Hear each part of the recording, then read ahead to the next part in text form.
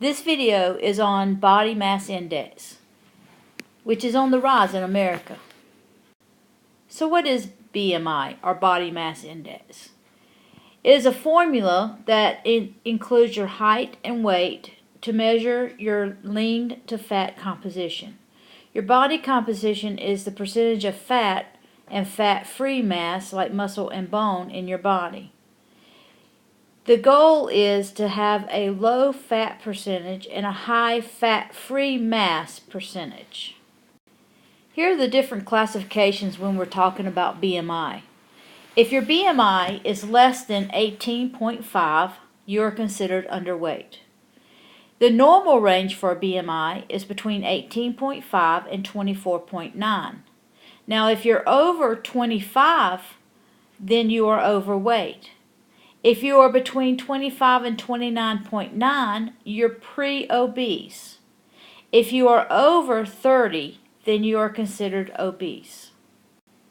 This is a chart that shows the normal overweight and obese and even underweight according to the percentages of BMI.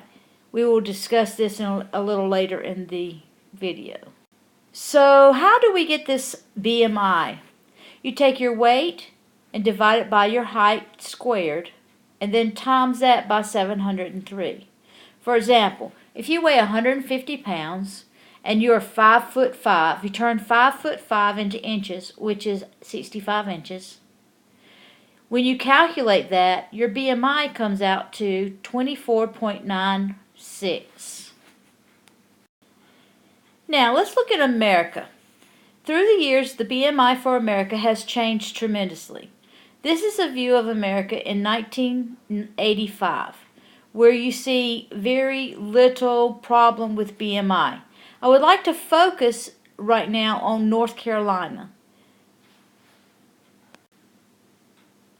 If you notice, North Carolina is less than 10% in the year of 1985. In just 1 year difference, if you notice, the color change in North Carolina is now 18 to 14%.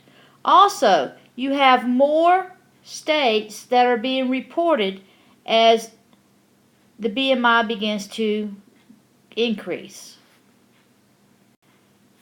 This map is 4 years advanced. This is 1991.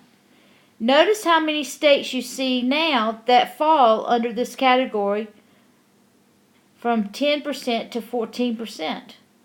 More of the United States is beginning to increase in the BMI. Let's take it 4 more years. In 1996, look at the increase. Now focus here on North Carolina. We went all the way up to 15 to 19% in 4 years, along with many other states.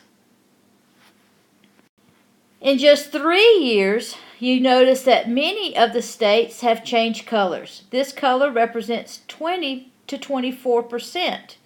Now, 20 to 24%, and here's North Carolina that falls into that category.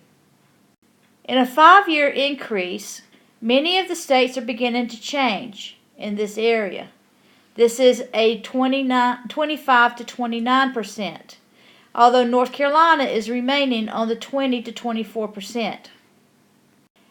And let's look at 2010. Many of these states are already in the obesity category. North Carolina is in pre-obese. I do not have the current 2016 year, but there has been an increase in obesity to where North Carolina, it does fall under the obese 30%. But we are beginning to notice a decrease because more people are beginning to become more health conscious. There are other ways to determine your body fat. Let's take the old faithful scale, the bathroom scale that we stand on. The problem with this is it includes fat, your body fluids, bone, muscle, other tissue, and even probably your clothes. It's simple to use, but it doesn't isolate the fat. It's considered less useful of a measure. Then we have the hip to waist. The accounts for more abdominal fat.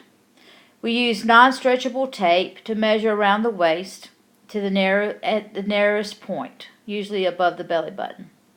Then you measure the hips around the widest part of the hip bones. You divide the waist by the hip measurements to determine your body fat. Now, here are the few problems with this. The strength is that you know whether someone has increased the risk of heart disease or diabetes.